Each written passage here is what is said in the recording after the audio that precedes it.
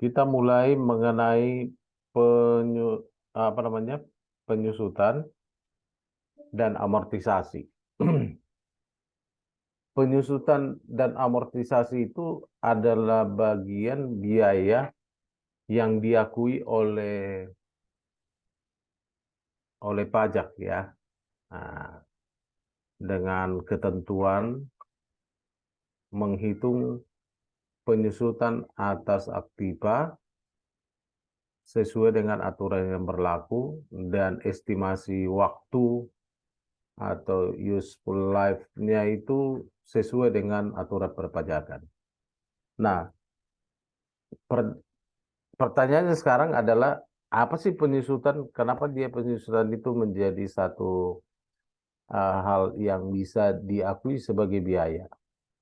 Nah, dalam dunia bisnis itu ada pembelian aktiva tetap, aktiva yang terkait dengan kegiatan perusahaan, misalnya seperti gedung, tentunya dengan tanah, kemudian kendaraan, kemudian peralatan kantor atau peralatan eh, kalau pabrik misalnya peralatan manufacturing itu loh namanya. Nah, itu kemudian ada lagi namanya furniture atau peralatan kantor ya. Nah, ini dinyatakan sebagai aset perusahaan. Cuma dalam hal supaya menjadi biaya dia harus disusutkan. Artinya di apa namanya disusutkan itu kalau di bahasa accountingnya adalah pengurangan apa namanya pengurangan secara simultan atas aset perusahaan yang dia beli untuk sebagai cadangan pembelian aset yang baru. Jadi kalau ada mesin perusahaan, nah itu nanti diestimasi umurnya mesin itu dianggap menjadi 10 tahun misalnya. Maka setiap tahun akan dikenakan biaya penyusutan ya setiap tahun. Maksudnya setiap tahun itu jadi kalau eh, masanya mesin itu adalah 10 tahun, maka kalau mesinnya 100 juta, maka dibagi dengan 10. Jadi setiap bulan dia akan disusutkan dan menjadi biaya penyusutan 10 juta per tahun. Ya, seperti itu. Itu biaya penyusutan. Jadi metode penyusutan yang diperbolehkan oleh Undang-Undang Pajak Nomor 36 Tahun 2008 Pasal 11 adalah metode garis lurus. Jadi yang diakui itu adalah metode garis lurus atau yang sering disebutkan dengan straight line method. Jadi straight line method itu adalah metode yang digunakan untuk menghitung penyusutan yang dilakukan dalam bagian-bagian yang sama besarnya selama masa manfaat ditetapkan bagi harta tersebut. Jadi kalau masa manfaatnya 10 tahun, berarti kalau dia harganya 100 juta, maka disusutkan dibagi 10, maka setiap tahun dia dibiayakan sebesar 10 juta ya berdasarkan hitungannya tadi. Ada beberapa eh, saldo apa namanya perhitungan penyusutan atau kalau disebutkan biasanya itu depresiasi ya, penurunan nilai aset namanya berdasarkan nilai manfaatnya. Ada namanya metode saldo menurun atau declining balance method. Ya, jadi eh, semakin lama semakin berkurang gitu kan. Nah, itu saldo menurun itu. Dengan tarif penyusutan yang sama dengan yang disebutkan itu di dalam straight line method. Kemudian penyusutan atas pengeluaran, pembelian, pendirian, penambahan atau perbaikan, perubahan harta berwujud kecuali tanah. Ya, jadi kalau tanah itu kan nggak menurun harganya, dia akan naik terus. Ya, dia akan naik terus kecuali kalau bencana terjadi, dia mungkin nilai tanahnya akan menurun ya. Karena bencana misalnya longsor, jadi bagaimana kondisi pertanahannya, ya itu kan. Nah, tapi dalam waktu yang beberapa waktu kemudian mungkin dia akan naik lagi, naik terus. Nah, oke. Nah, itu. Kemudian waktu penyusutan dimulai pada saat kapan? Kapan dimulai penyusutannya ya? Penyusutan aktiva dimulai pada bulan dilakukannya pengeluaran kecuali untuk harta yang masih dalam proses pengerjaan. Penyusutan dimulai pada bulan selesainya pengerjaan harta tersebut. Jadi ini kalau misalnya bangunan, ya kan? Kalau bangunan itu disusutkan, misalnya masih di akhir tahun, dia misalnya posisinya masih dalam pengerjaan, maka tidak perlu dilakukan penyusutan. Dia akan dilakukan penyusutan ketika sudah selesai. Dengan persetujuan Dirjen Pajak, wajib pajak dapat menggunakan penyusutan mulai pada bulan digunakan harta tersebut. Jadi kalau mesin itu misalnya dibeli tahun 2020, maka dia akan disusutkan mulai sejak digunakan. Ya, jadi digunakan hartanya, mesinnya digunakan, ya, kemudian sudah dilakukan penagihan oleh pihak yang menjual, maka itu sudah boleh disusutkan. Jadi artinya bulan berapa, tanggal berapa gitu. Tapi secara pajak dalam penentuan penyusutan itu enggak, kalau di secara komersial ya dibagi dulu, misalnya dibeli Juni 2020, tapi barangnya baru datang tanggal 10 Juli. Nah, maka dimulainya mulai dari Juli. Nah, oke.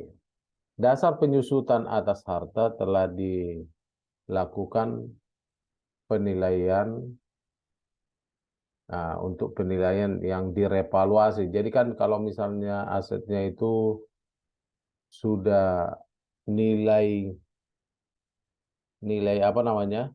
Nilai asetnya sudah sama dengan penyusutannya, misalnya akumulasi penyusutannya sama dengan nilai eh, harga perolehannya, maka ia nilai bukunya adalah nol.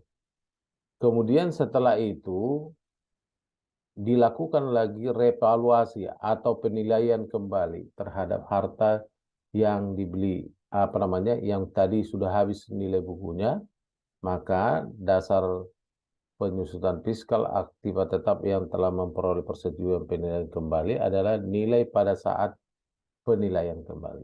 Jadi kalau misalnya sudah nol nih, mobil itu sudah 5 tahun, nah artinya estimasi masa manfaatnya adalah 5 tahun, maka setelah sudah 5 tahun dia menjadi nilai bukunya nol, posisinya harta itu nol. Kemudian dia revaluasi kembali berdasarkan nilai revaluasi yang dikeluarkan oleh uh, para jasa penilai, maka nanti dari situ akan timbul nilai revaluasi.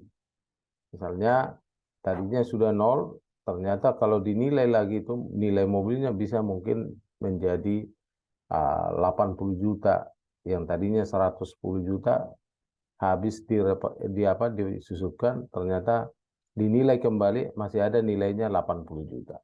Maka nanti penyusutannya dimulai lagi dari 80 juta. Ya, seperti itu. Perhitungan penyusutan dimulai sejak bulan dilakukan penilaian kembali.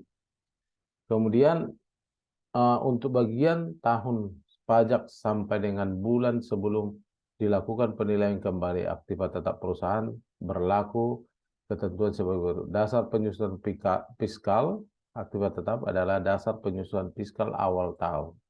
Sisa manfaat fiskal akibat tetap adalah sisa manfaatnya dari awal tahun pajak yang bersangkutan. Kemudian perhitungan penyusunan dihitung secara prorata sesuai dengan banyaknya bulan dalam bagian tahun pajak tersebut. Penyusutan fiskal akibat tetap tidak memperoleh persetujuan penilaian kembali akibat tetap perusahaan tetap menggunakan dasar penyusunan fiskal dan sisa manfaat fiskal semula sebelum dilakukan penilaian kembali akibat tetap. Ya, jadi itu jelas. Kemudian masa dan tarifnya. Ini nih hanya ini yang yang perlu. Jadi aktiva tetap itu dibagi menjadi 3 kelompok bagian berdasarkan perusahaan yang dikelola. Biasanya misalnya kelompok 1 itu masa ininya 4 tahun, kelompok 2 8 tahun, kelompok 3 16 tahun, kelompok 4 20 tahun. Jadi ini kepada industri tertentu.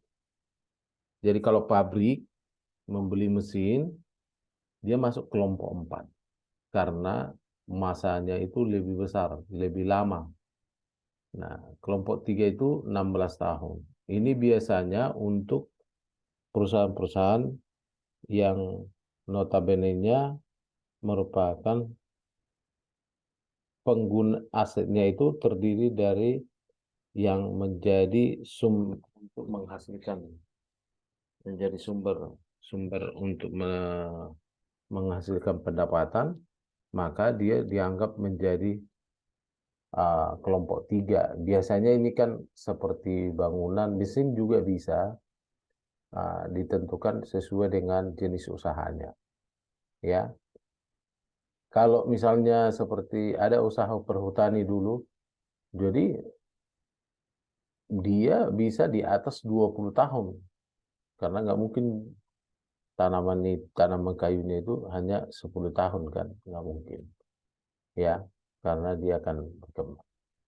Nah, itu tergantung posisinya dia perusahaan apa. Kalau perusahaan dagang mungkin nggak ada mesinnya kan. Nah, kalau itu biasanya dia hanya kepada kendaraan, kemudian alat-alat kantor, dia masuk kepada kelompok 1. Ya. Nah, tarifnya 25%. Nah, tarif kalau penyusunan metode saldo menurun, dia 50%. Jadi nanti setiap tahun 50%, pertama 50%. Nah, kalau 50% berarti setengah dari harga perolehannya langsung disedot di awal. Kalau yang menurun ini ya. Kemudian setelah itu 50% lagi. Nah, setengah dari yang itu, yang sisanya itu kan setengah, berarti 50% lagi, sisa 1/4, 3/4, ya kan? Nah, pada tahun ke-5 dia 50% lagi sampai habis, ya. Waktunya hanya 4 tahun, berarti dia 25% begitu, ya sebenarnya. Tapi karena ininya saldo menurun, dia menggunakan 50% di awal, 50% lagi sisanya, 50% lagi sisanya sampai 4 tahun ya ini. Tapi sama itu dengan 25% pada penyusutan metode garis lurus ya. Itu harus di ini. Baru nanti di sini kelompok 2 8 tahun dikenakan 12% atau 25% ditarik saldo menurun. Itu yang menjadi dasar penyusutannya ya. Nanti tarif-tarifnya ini. Jadi kalau gedung permanen ya 20 tahun kali 5%. Tidak permanen berarti 10%. 10 tahun 10%. Ya, 1 tahun 10%. Itu harus ditetapkan ya. Kemudian tadi kan ada penyusutan, lalu ada amortisasi. Amortisasi itu adalah pengeluaran untuk memperoleh harta tak berwujud atau pengeluaran lain yang termasuk biaya perpanjangan hak guna bangunan, hak guna usaha, dan hak pakai. Mempunyai masa manfaat lebih dari 1 tahun yang digunakan untuk mendapatkan, menagih, dan memperoleh penghasilan dilakukan dengan metode garis lurus. Jadi kalau kita misalnya membangun sesuatu di dalam kantor, nilainya sangat signifikan atau material, maka itu dianggap harus dibiayakan secara amortisasi. Jadi nilai amortisasinya sama dengan yang tadi di sana, di awal pada saat penyusunan aktiva. Jadi kalau ini misalnya bangun semacam ruang kantor di kantor yang kita sewa, di ruangan yang kita sewa, itu dia harus diamortisasi supaya bisa dibiayakan, ya. Itu diakui sama nilainya ini. Oke, sampai di sini ada pertanyaan? Supaya kita masuk cara menghitungnya, ya.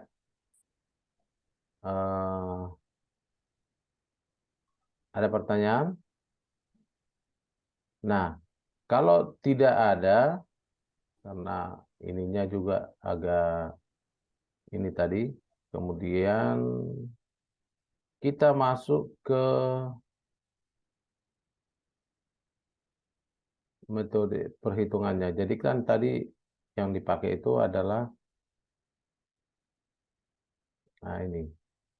Ini misalnya harta itu diambil dari nilai yang di aset itu. Kalau misalnya di laporan neraca ini, nah laporan neracanya aset tetapnya adalah tanah 1,2, bangunan 523, kendaraan 936, kemudian peralatan kantor 45, furniture kantor sekitar 512, dan renovasi 432. Nah, atas aset yang kita miliki ini, maka dilakukanlah namanya penyusutan. Ini nilainya, kecuali tanah. Tanah bukanlah merupakan, tidak boleh dilakukan penyusutan karena tanah itu tadi saya sudah sampaikan akan punya nilai. Ya. Nah, cara perhitungannya seperti ini. Kalau bangunan itu masanya 20 tahun, maka penyusutan harga ininya ini nanti nilai penyusutannya adalah 26.170.000 dibagi 20, berarti nilainya 26. Nah, kemudian kalau kendaraan dibagi 5 tahun masanya estimasi ininya, estimasi useful life-nya itu 5 tahun. Berarti dia bagi 5. Kendaraan, kemudian peralatan kantor juga seperti itu 5. Furniture itu 5. Nah, kalau renovasi nilainya sebesar ini dan ditentukan bisa sampai 8 tahun atau 10 tahun atau 20 tahun tergantung nilai materialnya. Ya, yang menetapkan itu adalah manajemen perusahaan. Berapa tahun? 10 tahun kah? Nah, jangan misalnya bangun kantornya hanya 100 juta, tapi digunakan penghapusannya itu menjadi 10 tahun. Terlalu apa? Namanya terlalu kecil jadinya. Ya, ini kalau 8 tahun diamortisasi namanya adalah 54 juta per tahun. Ya, karena dibagi 8 tahun ini. Nah, seperti itu. Nah, tugas kita adalah coba hitung tahun 2021 dengan menggunakan data ini. Ini nanti saya bagikan melalui WA, karena waktu kita juga sudah ininya, apa namanya itu, Zoom-nya hanya Zoom gratisan ya. Jadi nanti ini ya tugasnya, lanjutkan yang ini ya, tahun 2021. Penyusutannya, cara perhitungannya ada di sini. Jadi kalau di sini sudah 1 tahun, tahun 2020, berarti tahun 2021 berapa penyusutannya, berapa penyusutan, berapa akumulasi penyusutannya, berapa nilai bukunya nanti di sini. Ya, oke. Bisa dimengerti? Halo? Berarti nanti lanjutin dari yang Excel Bapak aja ya? Iya, nanti ini saya kirim. Nah, nanti kalau sudah bisa dihitung, nanti itu dimasukkan ke sini nih. Nih, di SPT, lampiran SPT untuk penyusutan ini nih. Saya sudah ini, nanti dimasukkan ke sini. Jadi nilai bukunya jadi berapa? Metode yang dipakai, misalnya komersial sama nggak? Garis, kalau sini garis lurus, ya sini garis lurus.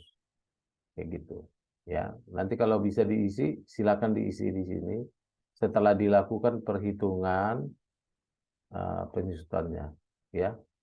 Nanti 2021 jadi berapa nilai bukunya, ya, gitu. Oke, ada pertanyaan lain?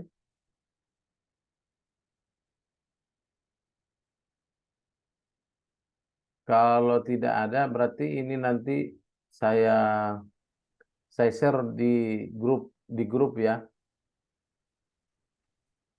Berarti tugasnya ada dua ya Pak, yang di Excel, yang tadi perhitungan sama masukin Ah, ya. yang Tapi lakukan dulu lah perhitungannya, baru setelah itu nanti masuk ke yang di gambar. ini nih, lampirannya itu. Ini kan ada lampiran 1A. Sebenarnya nanti ada banyak lagi itu lampirannya, cuma saya masukin dulu yang 1A. Nanti kita misalnya lampiran 8A itu mengenai laporan keuangan, neraca, dan laba rugi. Nah, itu nanti kita masukkan. Kita masuk ke sini dulu. Kenapa ini kita hitung di sini? Karena itu nanti keterkaitannya masuk ke sini nih di 1771.2. Nanti kan ada di sini namanya eh udah share-nya udah saya tutup ya.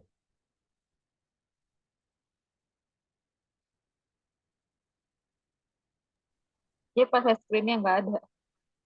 Nah, nanti ke ini nanti kan di sini di lampiran 2 kelihatan ya. Di lampiran 2 itu ada namanya data biaya penyusutan dan amortisasi ini. Jadi nanti kita masukkan berapa nilai amortisasinya di sini nanti berapa ya kan? Tapi nanti itu diisi kalau di sistemnya itu nanti itu masukin dari sini. Kalau kita masukkan di sini misalnya nilainya berapa, dia akan otomatis masuk ke nomor kolom ini. Kalau di sistem perpajakannya secara otomatis, ya itu kegunaannya. Kenapa kita harus menghitung apa namanya depresiasi atau penyusutan? Itu kepentingannya adalah untuk perusahaan, ya apa namanya mengurangi biaya, menambah biaya ya, bukan mengurangi biaya, menambah biaya dari aktiva tetap dan sah menurut Undang-Undang Pajak. Ya, oke, ada pertanyaan lain?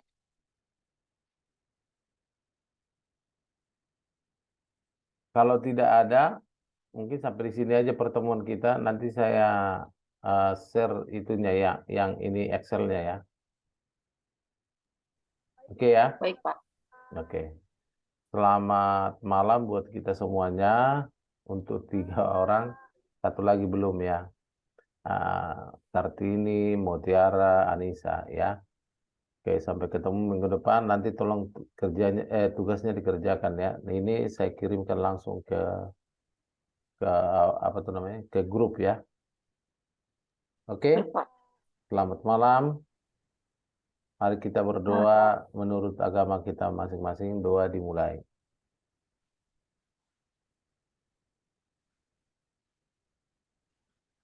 Doa selesai. Oke, sampai sampai ketemu minggu depan ya. Minggu depan kita mau offline atau gimana? Halo? offline nggak apa-apa Pak. Offline ya. Oke, minggu depan kita offline ya. Sepakat ya. Semangat Oke. Pak, jaya jaya jaya. Iya. Oke ya, selamat malam. Sampai Malam, ketemu Pak. minggu depan. Oke. Malam Pak, terima kasih ya Pak. Ya.